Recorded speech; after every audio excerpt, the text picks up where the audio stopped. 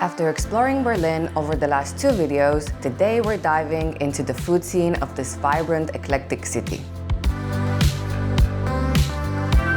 We'll visit some of Berlin's oldest bakeries and beer gardens, try a few of its most iconic street food dishes, and experience the brunch culture that's become such a big part of life here. Along the way, we'll taste local wines and beers before ending the day with some traditional food in a historic restaurant where even Napoleon once ate.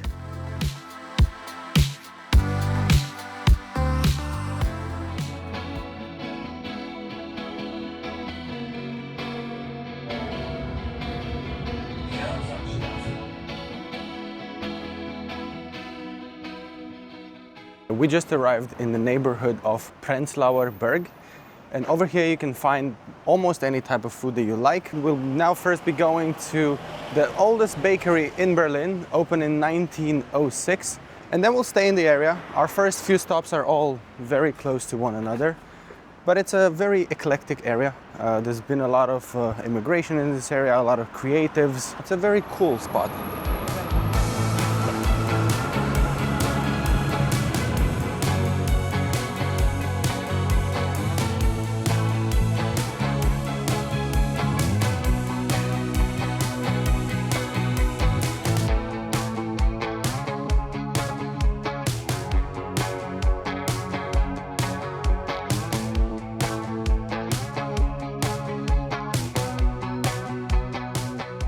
It's a very cool, old school vibe in here.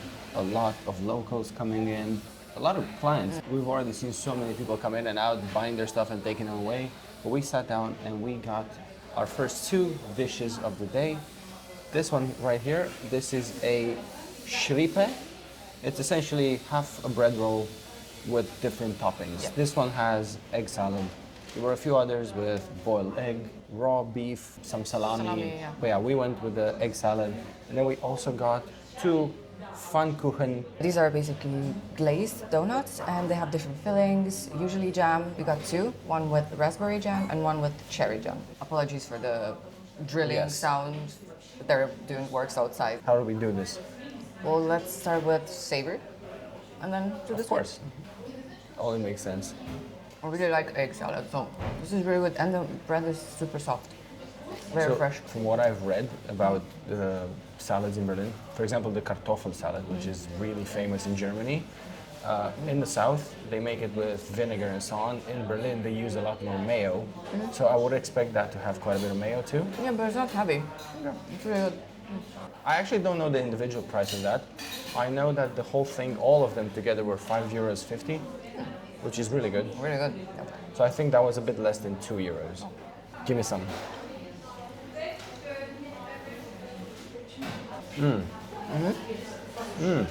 Wonderful. What a start to today. Should we try the glazed donuts? Yes, I think you have this one is... It looks like cherry, doesn't it? Cherry, yeah. Cherry jam is amazing. These so good, so fluffy. So these ones, the Pfannkuchen, are an absolute Berlin staple. Even when we first got to our stay here in Berlin, the host left us some of these. Well, they weren't as big and nice, but yes, they were donuts. Amazing, amazing, amazing. Really good. What you can't tell just from seeing is how light this is. This feels like air almost in my hand. Yeah, it's very fluffy. There's no filling here yet, but the donut's great. So I tasted the cherry one, amazing. I'm gonna try the raspberry one, let's see. Oh man.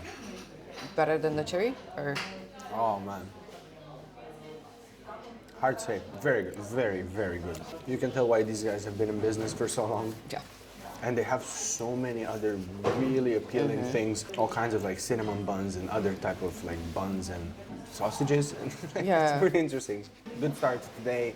I'm gonna have one more bite. We're gonna pack the rest to go, and we'll be on our way to our next stop. We are now going to 44 Brekkie, which is an Australian cafe brunch breakfast spot. Apparently the cafe culture is very vibrant and very in Berlin.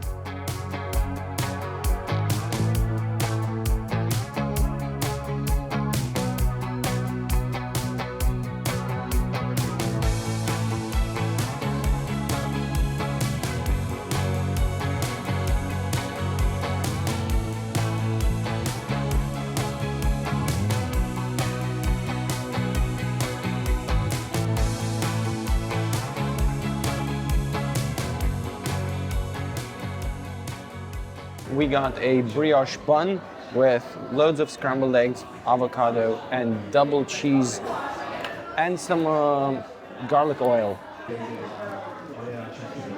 It's super, super soft.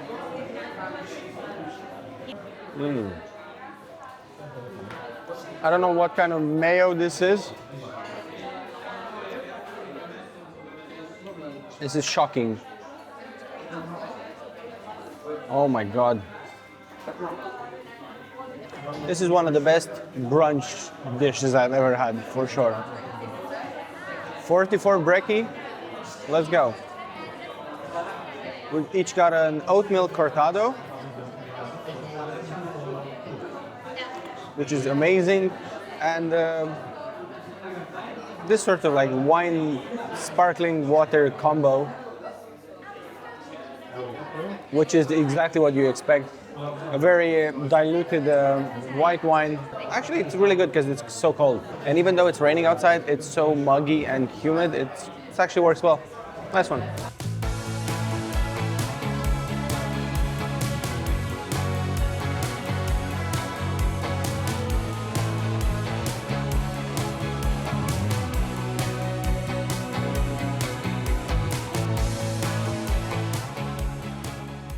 That was one of the highlights so far since we left London. The breakfast was amazing. Everything from the coffee to the actual food. Even the spritz thingy was quite refreshing. So I'm very happy. Apparently that's traditional to Germany, right? Yeah, they do have that, and apparently it's very popular with kids to have the same, but obviously not with wine, but with apple juice. I was like, what?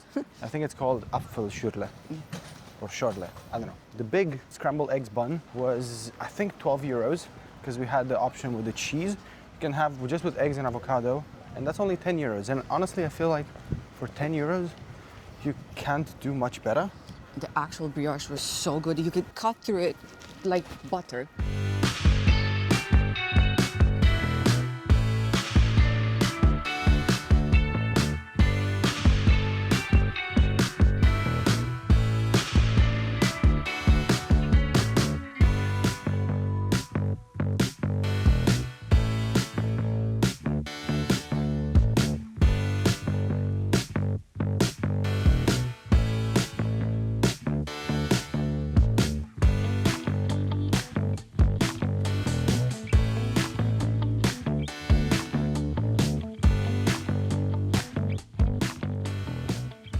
We sat down for the most iconic German-Turkish street food. We have here a Döner Kebab.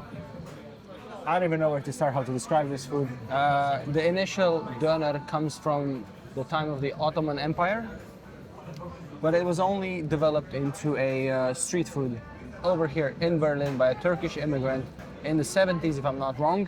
Where we are right now at Rüyam, this is the bestest of the bestest in Berlin. We're here in the Prenzlauer Berg neighborhood, very close to Eberwalder Straße, I think if I pronounced that correctly. Normally this place is packed, full of people, hard to get in, long lines, but today maybe also because of the weather we kind of got lucky a bit. Apparently sometimes 1 hour long lines. Also, one thing that has been very popular in Berlin over the last 10, 15, 20 years is the Gemüse Kebab. Gemüse meaning vegetables, so without chicken, without meat. This one does have chicken, but it's very popular to just have it vegetarian style. So vegetarian with halloumi or vegan with vegetables or falafel? Exactly, yeah. I was saying that Berlin is the European capital of vegan food. I think it was ranked number 5 in 2023 in terms of vegan cuisine in the world. So it's a great spot to come to if you want to have vegan vegetarian food that is delicious. But right now we're going to have something that's very non-vegan, very non-vegetarian, just delicious. We also have an ayran, which is a Turkish salted yogurt that goes with this. Ready to go? So this also has cheese. I didn't know. That's I think it's kind of like a feta. It's interesting. And chicken is amazing. So they say that it does not get better than this. I can't imagine. I mean, look at all the sauce here in the bun. Ooh, wow. I have to take a bite out of the bun as well. So it comes with obviously the cheese, all the salads. Oh my god, the bun is so good with the sauce. There's a garlic sauce as well. I think there's 2 different types of sauces. So much flavor. You will love this. I know this is your type of street food. Oh, the train's coming. Right under the train lines, that's our next stop. Yeah, very far away. Saying that we are sitting outside, it's covered. So even if it rains, you can sit here. However, the place inside is so cool. There's kind of like graffiti and writing on all the walls. And the music was blasting with German rap up until like a second ago. So it's a really nice spot. Okay, I'm very excited for this. You will love it, trust me. Let me just prepare my ayran as well. Oh my god. How do they add so much flavor into that huge chunk of meat over there? Man, Taste the bun.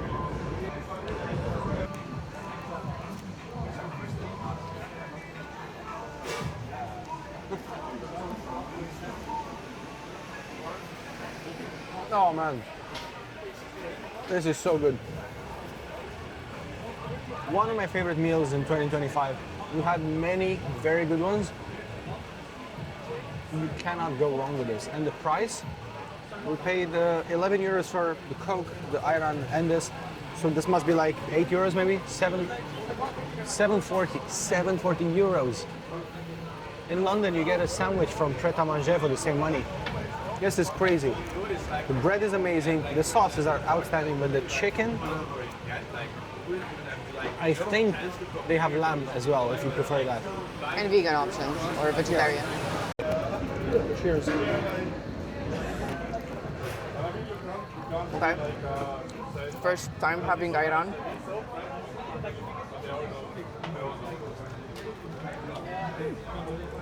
Very good. And it helps speed the food up down your throat. Why would you want that? One other thing, overall prices for everything have been very, very good so far. And this goes for the previous vlog too. In terms of food, you can eat very, very well for not that expensive here.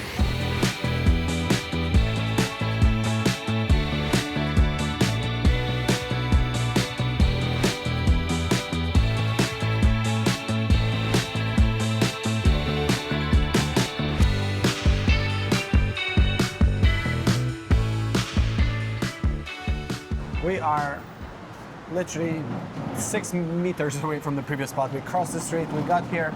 We are right under the railway arches, so it's a bit loud. Yeah. We are sorry for that. We arrived at another big staple of the street food scene in Berlin. We are having a Currywurst here in Berlin right now. It's super exciting. The birthplace of the Currywurst. We came to Konopke's Imbiss. Max Konopke started this stall right here in 1930, so almost 100 years ago.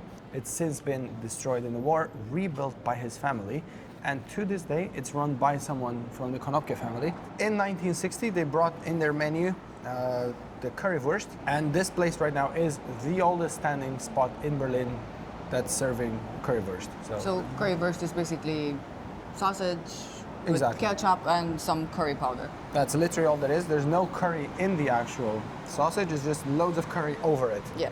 Laura will do the honors. Mwah. Yes, I did ask for extra curry because most of the people right there in front of me asked for extra curry too. I'll have a small bite because I'm so full already. It's quite affordable actually. It was 4 euros for the bread and the currywurst, so it's not bad. It's not a huge one either. It's drenched in ketchup too. I mean, I've had this before, but without the curry. Yeah. It feels like it's probably the food of childhood or something. Yeah. But the curry is discreet. Yeah. It's very good. I mean, the sausage is incredible. Mm. For only about 10, 11 euros, you can have a huge Döner Kebab and a currywurst. So, not bad value for money. Good area to come to. So many amazing things in this area. Good coffee shops as well.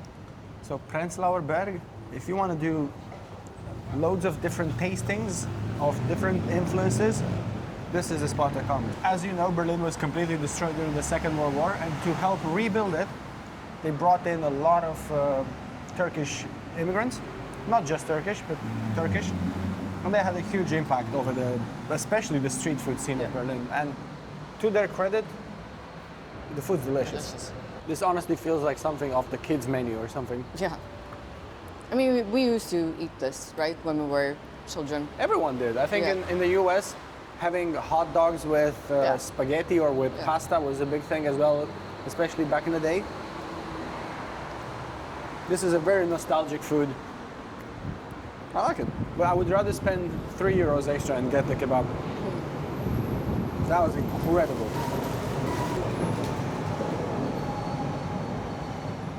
This is such an industrial looking area. Yeah.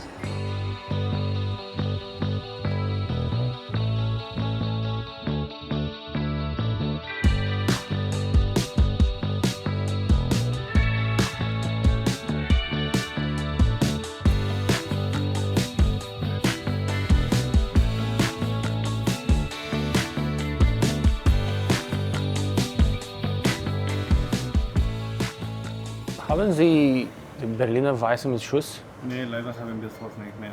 Also eine Hefe-Weißbier Hefeweizen.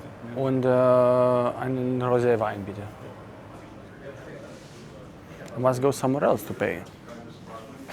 We came to Pratergarten, which is Berlin's oldest beer garden. It was founded in 1837. Yeah, initially it started just as a simple beer stand, and then it evolved into this absolutely huge beer garden. It's humongous. It looks old.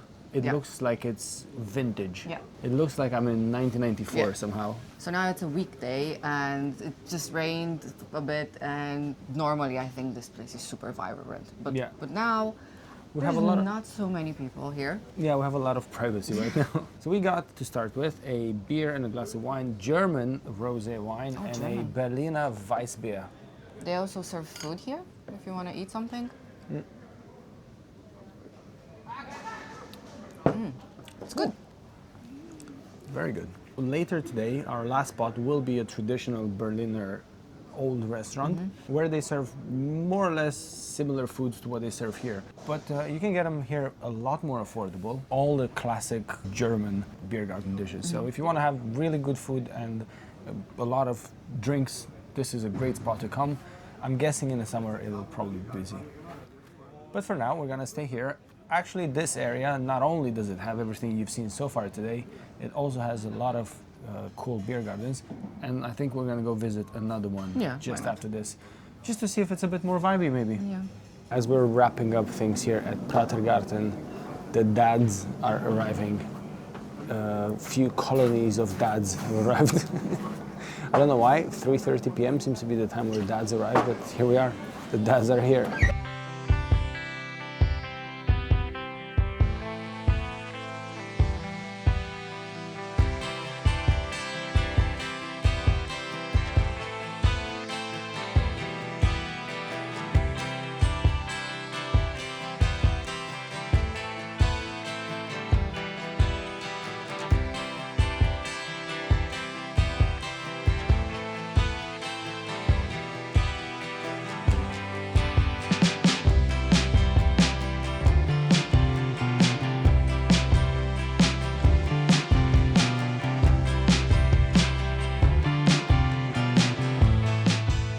We tried to go to Kulturbrauerei, which is a beer garden kind of complex, cultural hub, cafes, restaurants, supermarkets, everything all in one place. But it was closed, unfortunately. It's still a bit too early in the day. So we decided to go to a different brewery. But first we're stopping at Soy & Co., which is a plant-based cafe. Supposedly very good. They have a lot of matcha products, and they've got all kinds of really cool and futuristic looking desserts. I think it's Asian influence. Yeah. And also Berlin has a huge Asian cuisine influence as well. Yeah. There's a lot of, as you saw in our Berlin vlog, there's a lot of Asian influenced cafes. And Vietnamese restaurants as well. Yes.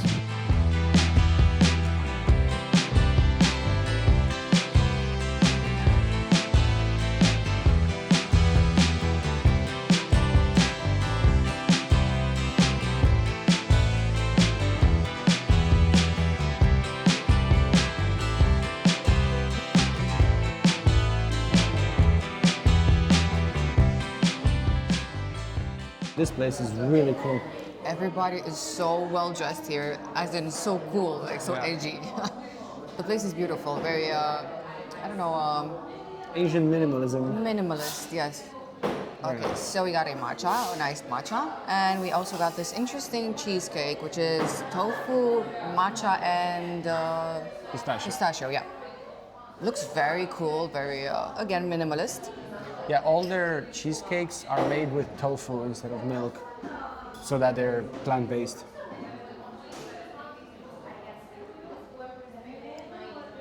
I really don't have necessarily high hopes for this. Is it good? Wait, bring it. It's better than the. Yeah, okay, let me It's see. better than the Let me regular cheesecake. Let me It's see. amazing. And we were kind of debating, do we want dessert? I mean, It's very good, but it's not as good as the regular I normal disagree. cheesecake. the matcha flavor isn't that strong, so it's not that bitter. You can feel the pistachio as well. I feel like I feel the tofu more than anything else. I don't feel the tofu at all. But what I do like is that it's not too sweet. But the biscuit, really Biscuit good. base, yeah, it's amazing. Nice one. I like it. Good choice. Soy & Co. They do have coffees as well, but we went with the iced matcha for now. And the place is full. I mean, there are no seating spots available anymore. Yeah, there's outside seating as well, and that's full.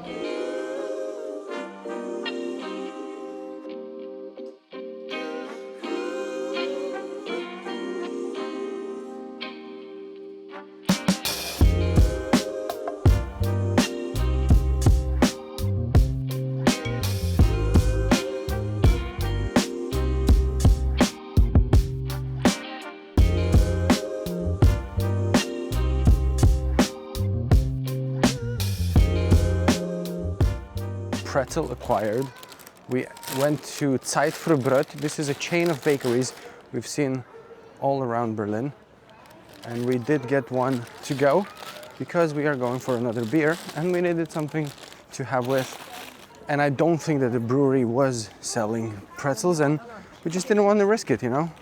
You never risk it. When it comes to pretzels, it feels like sometimes in life you have to take a chance, and this was not one of those moments. We are walking now towards an area that actually has so many microbreweries. We went through this area a couple of days ago and it was very pretty and sunny.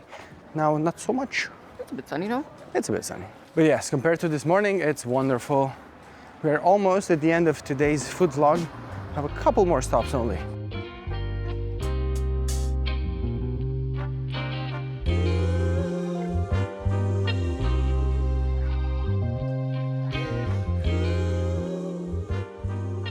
Just a quick stop before dinner, I guess.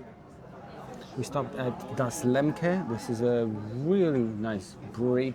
We've got a beautiful, beautiful beer garden here, which somehow is a lot fuller than the really big beer garden we just went to. The inside looks really nice too, so if it's a rainy day, you still have a lot of seating room. So The beer spot is basically a railway arch, and you can hear the train going past. I am having a very Berliner drink. It's Berliner Weissbier. It's a white beer that's very sour. But this one comes with Waldmeister, which is a local plant. In English, it's called woodruff, and they add the syrup of the woodruff in the beer. They have two options, either this one or the one with cherry. And apparently this one, the Waldmeister, is a very nostalgic taste for Berliners, something from the 90s, the early 2000s, that remind them of their childhood, I guess. So let's give it a go. Cheers. Oh, this is really sour. That's sour too? Very different. It works well. I think for summer is perfect. It's a lighter beer overall with the syrup and everything. It's only like 4%. But I feel like even the wine so far in Germany, Berlin, is a bit more sour than the wines from France or Italy or... I guess less sun, less sugar. I guess, but they have sweet wines too, so I don't know what to make of it. Give it a go. See what you think. Come on.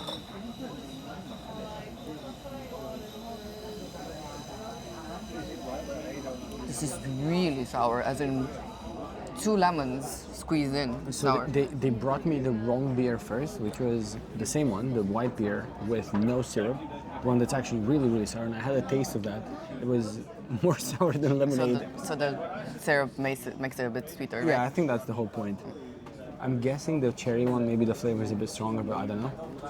No, the flavor of the syrup is interesting. It's just the beer is kind of sour.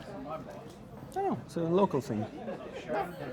We're gonna finish these drinks, and we are in a rush to get to our restaurant reservation because we have to have a bit more food. We haven't really eaten anything today. We're going to a traditional Berliner restaurant, Very old one, right? very old. So the restaurant we're going to is the oldest restaurant in Berlin. It was opened in 1621 and allegedly Napoleon ate there as well. I wonder if he ate the same thing we're eating today. We're gonna try pork knuckle, which is very traditional to the area. I know it's big in southern Germany too, in Bavaria, but I don't know, we're gonna give it a go here. I mean, I'll just have some wine probably.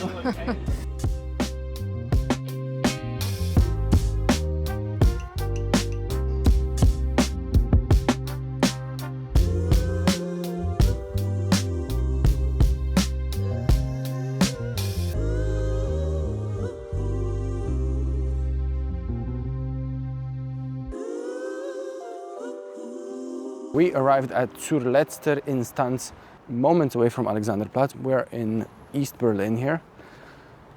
And this place looks like an inn from the 1600s. And also that brick wall looks super old. I bet it is. So this restaurant works kind of like the Italian ones with lunch service and dinner service. It closed at 3 and right now it's exactly 5:30 p.m. when they're reopening. And we called for a table exactly as they open. So hopefully there won't be too many people and we'll be able to film in peace without bothering anybody.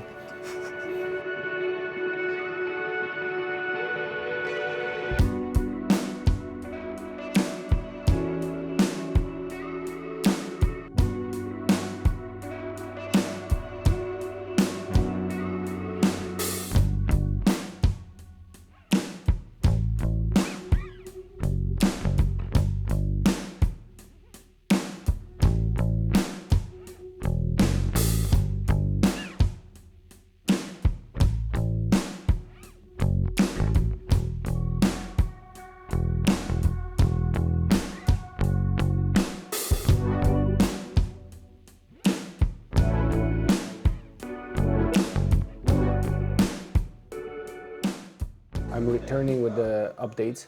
We ordered a starter and a main. We'll share both. And the starter, you can get it in different sizes based on how many eggs you want. The dish is eggs with mustard sauce. It's a traditional, nostalgic dish from East Berlin, from East Germany. Back in the day, it was cheap, easy to make, simple ingredients, so everyone loved it. It was a comfort food, so it's very, very much nostalgic to the area. So we're having that. We got the smallest possible portion because we just can't eat anymore. And then we got a main as well. So Laura's having the East German dish. I'm having the originally Bavarian turned Berliner dish. And except for the food, because we haven't tried it yet, the place looks beautiful and the service is really good. I think it's a little bit touristy, but nice touristy. It's not tourist trap, just touristy.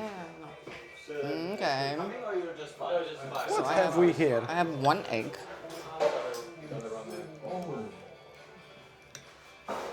And then here's the mashed potato. Comforty. The egg is boiled to perfection. It's very good. It's just a bit oily for me. It's not super light. Just a bit heavy. Yes, it's a bit heavy, but like the dish itself is very good. Would you recommend it to a friend? If the friend prefers food that is more heavy, yes. Can you hear this? Yes, indeed. So this originally is a Bavarian dish, but there's a Berliner twist where they don't oven roast the knuckle, they boil it. However, this is not that. I think this is the original. In many places, you can get the Eisbein, which is the Berliner edition.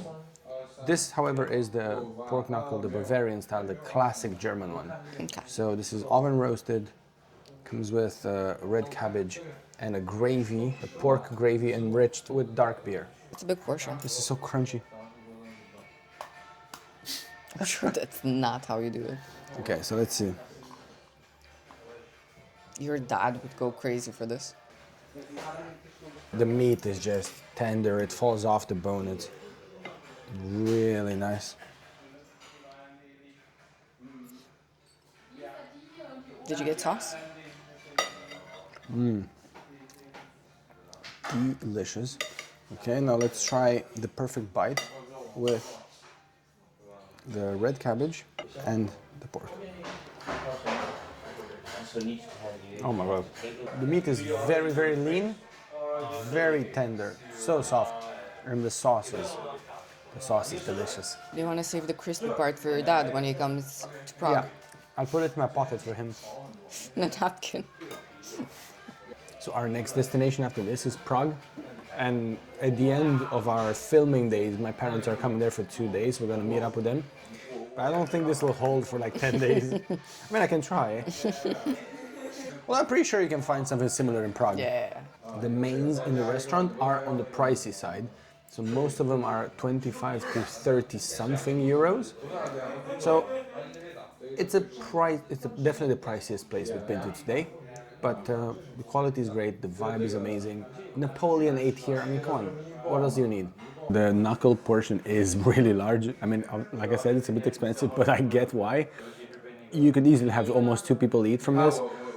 Normally, the knuckles that they serve in this part of Germany, they're between 600 and 800 grams.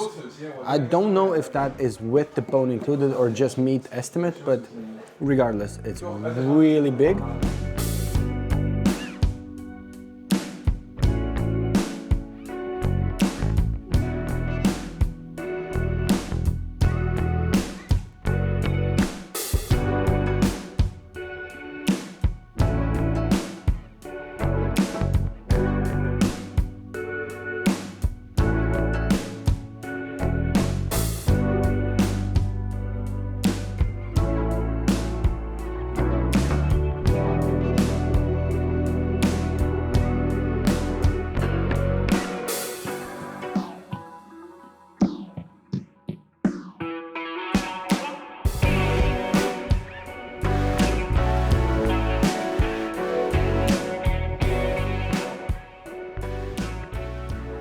Final stop of the day is a stop that many Berliners have as their final stop of the day. We are in front of a Späti.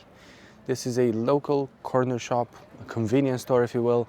Spät means late, so this is kind of like open up until late. In England would have like off licenses similar to this. Now, this is a spot where often, especially the nicer ones like this is one of the nicest ones that we've seen in the city. Sometimes people gather at the end of the day, have beers together, have, you know, it's kind of like a chill vibe before you go home. So right here we have 2 bottles of Club Mate. This is a fizzy drink made out of yerba mate, a South American plant. Over there they kind of make kind of like a coffee out of it because it has a lot of caffeine. So it's very popular in Argentina, Uruguay, Paraguay. Somehow it ended up being very popular here, but not as a hot drink like coffee, but as a fizzy drink that you get from the fridge. So this right here has a lot more caffeine than a normal coffee does. Around the 80s, 90s, it became very popular here with the counterculture of Berlin, with hackers, coders, a lot of partying, especially going up until late, as you do in Berlin. Yeah, so here we go. Man, it's good. It's different than anything else, but it's very refreshing. Obviously, it's fizzy. I don't know, a bit like an apple juice, but not really. Hard to say. I like it. I bought 2. I want to have one for later too. This was our final stop. This is a true Berlin staple. I don't think this is popular or very popular at all in the rest of Germany, but in Berlin, for sure. This was our food tour in Berlin today.